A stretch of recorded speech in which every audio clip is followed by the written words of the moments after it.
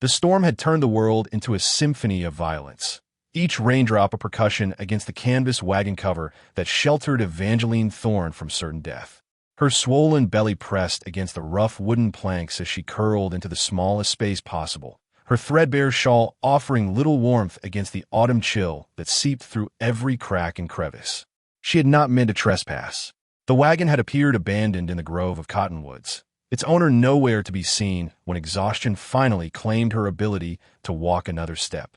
3 days of walking with nothing but rainwater and wild berries had left her weak, desperate, and utterly alone in a world that had cast her out like refuse.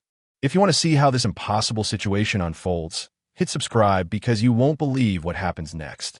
The morning sun painted everything gold when the canvas flap moved with deliberate purpose. Eva's eyes flew open to find herself staring into the weathered face of a man whose dark eyes held neither anger nor surprise, only a quiet assessment that made her breath catch in her throat. Isaiah Crowfeather had seen many desperate souls in his 28 years, but none quite like the young woman whose green eyes reflected both defiance and terror in equal measure. The coffee was stronger than anything Eva had tasted in weeks, its bitter warmth spreading through her chest as Isaiah sat across from her on a fallen log. The morning air carried the scent of wet earth and pine, a clean smell that seemed to wash away some of the shame that had clung to her like smoke. "You killed him," the townspeople had whispered. "Drove Thomas to those dangerous mines with your demands for a better life." Eva's hands trembled around the tin cup as the familiar accusations echoed in her memory. Isaiah watched her carefully, his dark eyes holding a gentleness that seemed impossible in a man of his size. He spoke Thomas's name like a prayer, each memory offered like a gift. "Thomas used to say you made the best apple pie in 3 counties, he said quietly. Claimed you could make a feast from nothing but scraps and determination." The words hit Eva like physical blows. Thomas had spoken of her to this stranger, had carried stories of their life together into places she had never seen. She pressed her free hand to her belly where their child moved restlessly, as if responding to the sound of his father's memory being honored rather than destroyed. Isaiah continued speaking, his voice low and steady like distant thunder. "He told me you sang while you worked, that you could gentle any wild thing with patience and kindness. Said you were the strongest person he knew, even if you never believed it yourself." The cabin sat nestled against a hillside like a secret kept by the pines, its weathered logs blending seamlessly with the forest that surrounded it. Isaiah helped Eva down from the wagon with careful hands, his touch respectful but firm as her swollen ankles betrayed her on the uneven ground. Inside, the single room held everything necessary for survival and nothing more. A stone fireplace dominated one wall, its hearth blackened by countless fires. A simple bed frame sat in the corner, covered with quilts that spoke of skilled hands and patient hours. Eva's eyes lingered on the carved wooden animals that lined the mantelpiece, each figure polished smooth by countless touches. Isaiah moved with quiet efficiency, stoking the fire until flames danced behind the grate. "You'll be safe here," he said without looking at her.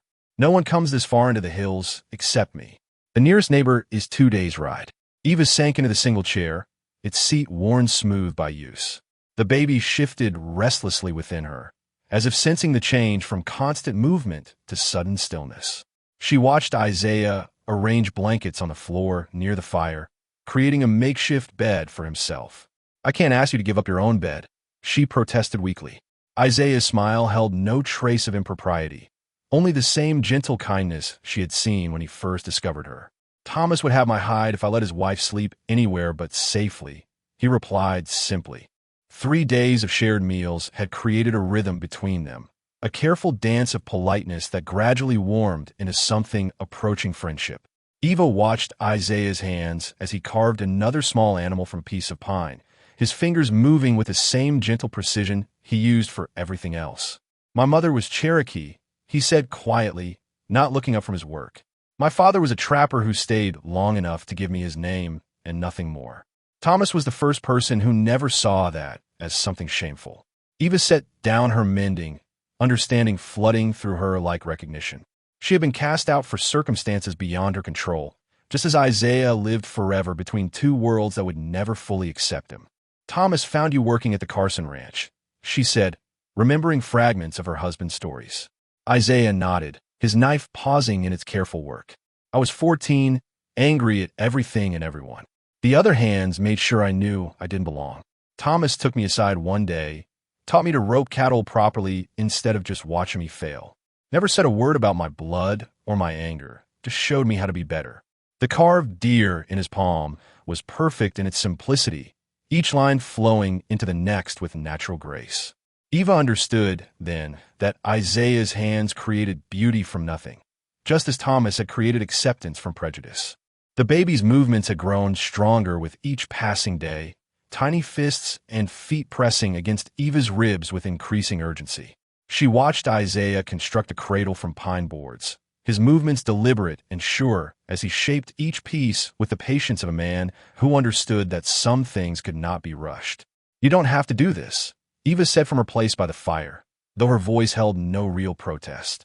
The sight of his careful preparations stirred something deep within her chest, a warmth that had nothing to do with the flames dancing in the hearth. Isaiah looked up from his work, with shavings clinging to his dark hair. "Every child deserves to sleep safely," he replied simply. "Thomas would want his son or daughter to have the best I can provide." But it was more than duty that drove his hands to sand each surface smooth, more than friendship that made him test the cradle's stability again and again. Eva saw it in the way he touched the wood, the same reverence he showed when carving his small animals. This was love made manifest in pine and patience. That evening, as they shared a simple supper of venison and cornbread, Eva felt the baby settle in a stillness, as if responding to the peace that surrounded them. For the first time since Thomas's death, she allowed herself to imagine a future that held more than mere survival. The sound of approaching horses shattered the morning peace like gunshots. Eva's hands flew to her belly as Isaiah moved to the window, his body tensing with the careful stillness of a man preparing for danger. Through the glass, 3 riders emerged from the tree line, their faces familiar and unwelcome. Sheriff Hawkins led the group, his badge catching the sunlight like a warning. Behind him rode Thomas's brother Marcus and the town clerk, their expressions set with the righteousness of men on official business. Eva's breath caught in her throat as Isaiah stepped outside to meet them, his hands empty but ready. "We're here for the widow Thorne," Hawkins called out, not bothering to dismount. "There's matters of her late husband's estate that require her immediate attention in town." Isaiah's voice carried the quiet authority of a man who had faced down both storms and prejudice. "Mrs. Thorne is under my protection. She'll return when she's ready and not before." Marcus spurred his horse forward, anger flashing in eyes that had once held only grief. "That half-breed has no right to harbor a white woman, Sheriff. There's laws about such things." The words hung in the air like poison, but Isaiah never flinched. He simply stood his ground, a mountain of calm determination that refused to be moved by threats or slurs. Eva watched from the window, her heart pounding with the realization that Isaiah would face anything to keep her safe. The blizzard arrived with the fury of winter unleashed, trapping them inside the cabin as Eva's labor pains began in earnest. Snow piled against the windows like white walls, sealing them away from the world as surely as if they had been buried alive. Isaiah moved with calm efficiency, stoking the fire and heating water while Eva gripped the bedpost with white knuckles. "I don't know how to do this," she gasped between contractions, fear replacing the careful composure she had maintained for weeks. Isaiah knelt beside the bed, his large hands gentle as they covered hers. "My grandmother delivered half the babies in her village. She taught me that women are stronger than mountains, that they carry the future within them like seeds waiting for spring." Through the long hours that followed, Isaiah became her anchor in a storm of pain and uncertainty. He spoke to her in the Cherokee words his grandmother had taught him, sounds that seemed to carry ancient strength and wisdom. When the baby finally emerged into the world with a cry that cut through the howling wind, Isaiah's hands were there to catch Thomas's child with the reverence of a man receiving a sacred gift. Eva looked down at her daughter through tears of exhaustion and wonder, then up at Isaiah, whose dark eyes held the same awe she felt. In that moment, surrounded by storm and candlelight, they became something more than protector and protected. Little Rose slept peacefully in the cradle Isaiah had crafted, her tiny fists curled against her cheeks like flower buds waiting to bloom. Eva watched him hold the baby with the careful reverence of a man who understood the precious weight of new life, his large hands cradling her as if she were made of spun glass and starlight. Thomas would have loved her, Eva whispered, guilt threading through her voice like thorns among roses. He should be here to see his daughter's first smile, to teach her about the world beyond these walls. Isaiah looked up from the baby, his dark eyes holding understanding rather than judgment. Thomas lives in her eyes, in the way she grips my finger like she's already determined to hold onto everything good in this world. He's here, Eva, in every breath she takes. But Eva's heart carried the weight of betrayal alongside the joy of new motherhood. How could she love this gentle man when Thomas's memory deserved her complete devotion? How could she allow herself to feel safe in Isaiah's arms when her husband lay cold in the ground because of choices she had influenced? Isaiah seemed to read her thoughts in the shadows that crossed her face.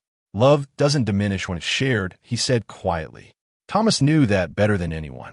He would want you to be happy, to give Rose a father who cherishes you both.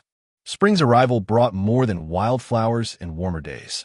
It brought Sheriff Hawkins back to their door, this time with a court order demanding Eva's immediate return to face charges of abandoning her marital debts. Rose slept peacefully in her cradle, unaware that her world hung in the balance of men's judgment and society's cruel mathematics. They're saying you owe money on Thomas's burial, medical bills from his accident, Hawkins explained with obvious discomfort. The town council voted to seize any assets, including the child if necessary, to satisfy the debt. Eva's blood turned to ice water in her veins. Rose was not property to be traded for coin, not a commodity to be seized by creditors who had never shown an ounce of compassion. She looked at Isaiah, seeing her own fierce protectiveness reflected in his dark eyes. Isaiah stepped forward, his decision crystallizing like morning frost. I'll pay the debts, he said quietly. All of them. But Eva and Rose stay here as my family. The words hung between them like a bridge across an impossible chasm. Isaiah was offering more than money. He was offering his name, his protection, his entire future. He was choosing to stand against a world that would judge them both for daring to create love from loss. Eva's heart thundered against her ribs as she realized he was asking her to choose their uncertain future over the familiar pain of the past.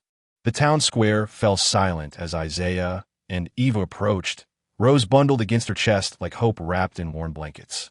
Every face turned toward them with the hungry curiosity of vultures circling prey, whispers following their steps like shadows at noon. Marcus stood beside the sheriff, his jaw set with righteous indignation that masked deeper jealousy.